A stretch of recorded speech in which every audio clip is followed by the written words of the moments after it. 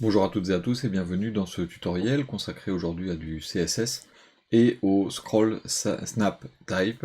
Je vais vous montrer ce que c'est directement plutôt que d'essayer de vous expliquer.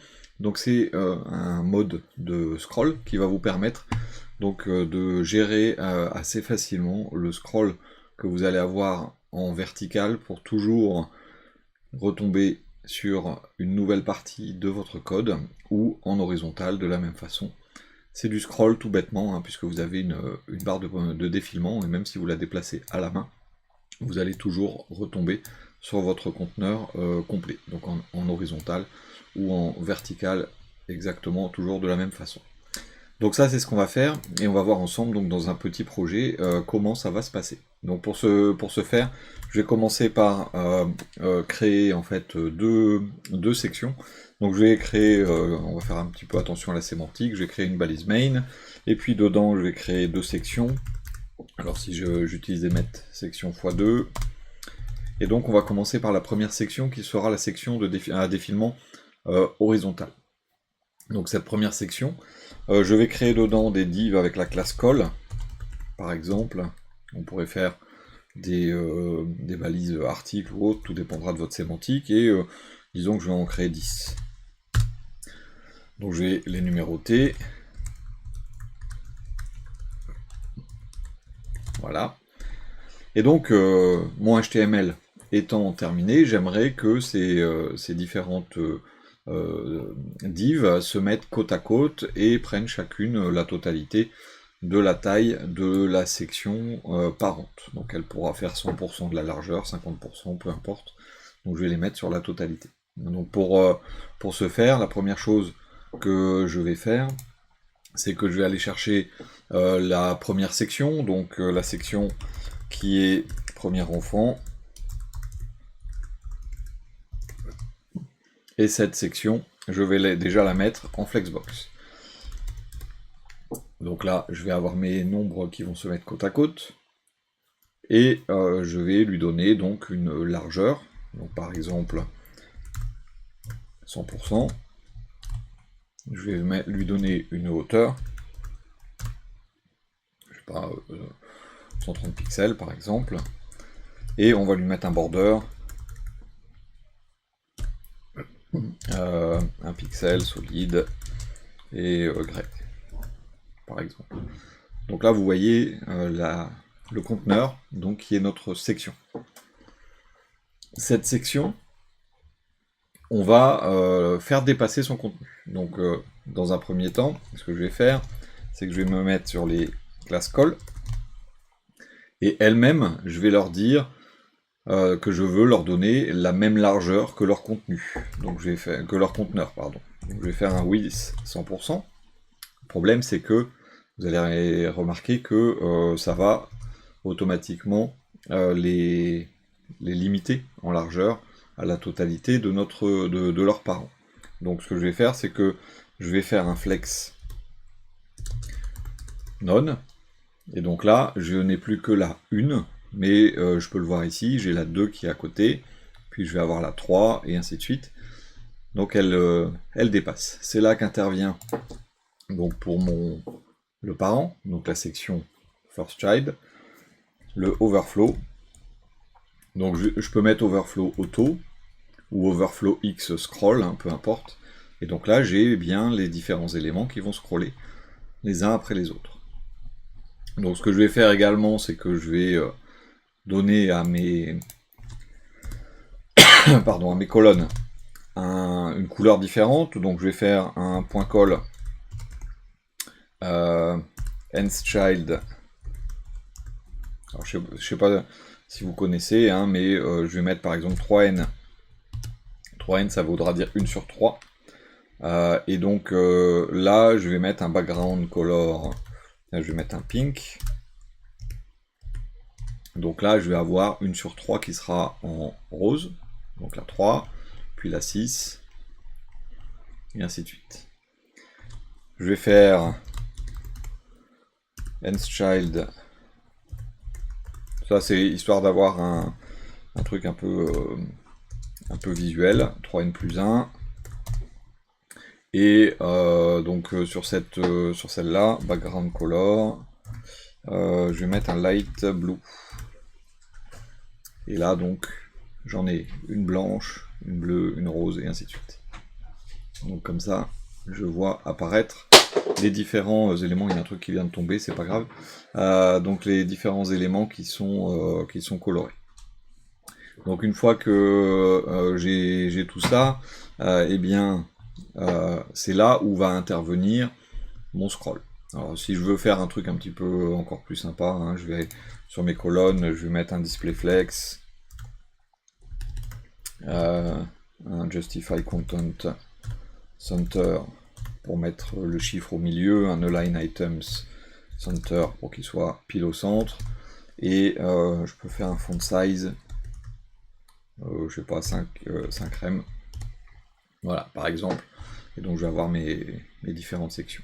Donc c'est maintenant qu'on va commencer à regarder eh bien, comment va se passer notre fameux scroll snap type. Donc là je vais au niveau de ma section lui dire que je vais utiliser la propriété scroll snap type et je vais devoir lui donner une direction et une option. Est-ce que c'est obligatoire de toujours changer de section ou est-ce que c'est la détection de la proximité? On va voir ça ensemble. Donc déjà je vais lui dire que c'est en horizontal, donc scroll snap type X, ça ne me changera rien. Mais si je mets ensuite mandatory, eh bien à partir du moment où je vais vouloir déplacer, je vais lui dire tu dois te déplacer directement de la 1 à la 2. Mais vous voyez que ça ne change rien pour l'instant. Alors pourquoi? Parce que simplement au niveau de l'élément lui-même, il faut également qu'on mette scroll snap align, on va le mettre à center pour dire que c'est le centre qui va nous permettre l'alignement. Et là, instantanément, vous voyez là je donne un petit coup de roulette horizontale et ça décale d'un cran automatiquement. Si j'avais enlevé, donc si j'enlève cette ligne, vous voyez qu'avec ma roulette ça défile juste individuellement de quelques pixels. Donc là, automatiquement, ça va se caler à la prochaine section. Donc là, si je le fais à la main, même avec la barre de défilement, vous voyez que dès que j'arrive au milieu d'une section, hop, ça va directement à la section précédente ou à la section suivante, en fonction de l'endroit où je me trouve.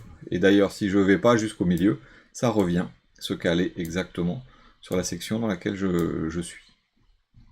La différence entre mandatory, je vais dupliquer la ligne, comme ça je la laisse en commentaire, et proximity, qui est un autre paramètre. Proximity, vous voyez, ça fonctionne exactement de la même façon que le scroll normal, mais à un moment, il va automatiquement faire un saut. Là, je vais encore décaler un petit peu, et pof, voilà, il décale. Donc c'est la proximité de la prochaine section qui fait que il va aller se caler dessus. Donc proximity, ça fait comme ceci, et hop, d'un coup, ça va aller chercher la section suivante.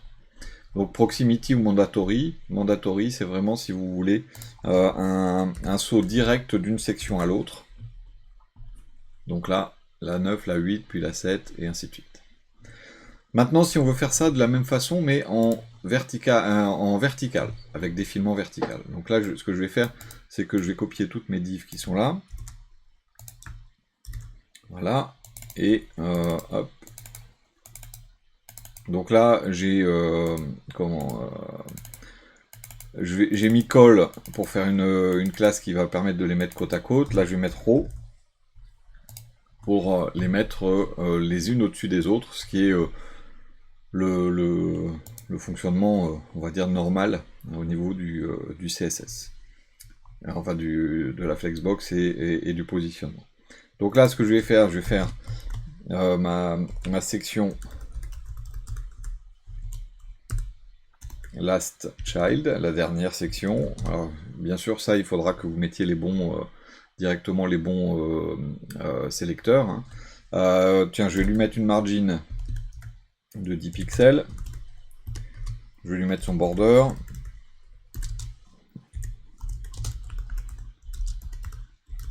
Comme ça, vous verrez bien où elle est.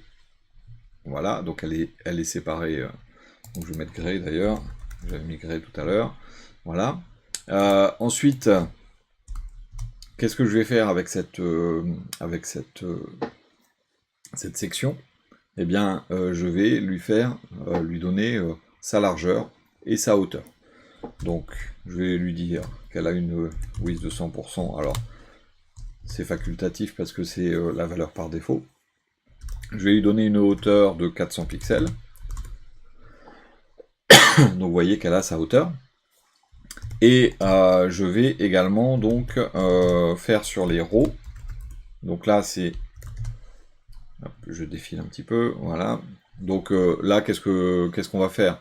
Eh bien, on va faire la même chose que tout à l'heure, c'est-à-dire qu'on va leur donner leur largeur, width 100%, on va leur donner une hauteur, height 100%. Alors je mets 100% parce que le parent fait 400 pixels, donc le parent ayant une taille en pixels, je peux mettre 100%, il va automatiquement la récupérer. Là donc j'ai mes différentes colonnes, mais vous voyez que ça défile toute la page. Donc là, même chose, au-dessus, je vais mettre mon overflow auto, ce qui va me faire une barre de défilement directement à l'intérieur de mon conteneur. Toujours de la même façon, alors là je vais reprendre ici, on va remettre les mêmes couleurs, mais je vais changer le col en row. Voilà, donc j'ai 1, 2, 3 et ainsi de suite. Et je vais également donc pouvoir y mettre les mêmes choses, display flex, justify content center. Alors ça c'est juste histoire que ça fasse un peu plus propre, hein. Line items center, font size 5 rem. Voilà, et donc je vais avoir mon 1, 2, 3 et ainsi de suite. Et c'est là qu'intervient donc sur le parent le scroll snap type. Et donc là je vais mettre un Y et lui dire que c'est en mandatory. Et je vais faire sur les rows un scroll snap align center. Et donc là j'ai mon scroll qui se fait automatiquement. Donc, exactement comme je le décrivais. Donc même chose, si je prends la barre de défilement, que je vais au-delà de la 5, ça va sur la 6, si je vais au-dessus, ça va sur la 5, et ainsi de suite. Ça se met en place. Et de la même façon, donc, si je mets proximity, voilà, donc même chose, hein, vous voyez que je peux défiler, et au bout d'un moment, ça va automatiquement aller scaler sur le précédent. Donc là, si je prends ici, là ça remonte, et là ça descend. Ça remonte, et ça descend. Et je peux être entre les deux au niveau du scroll avec ma roulette. Alors que si je suis en mandatory, je ne peux pas me trouver entre les deux. Donc soit je remonte, soit je descends à la prochaine. Et avec la roulette, je ne peux pas me trouver entre les deux, ça défile systématiquement. Donc voilà pour ce qu'on appelle le scroll snap type. Donc c'est un outil qui va vous permettre en CSS de gérer le scroll par section en fait directement de conteneurs, hein, c'est pas forcément uniquement des pages entières.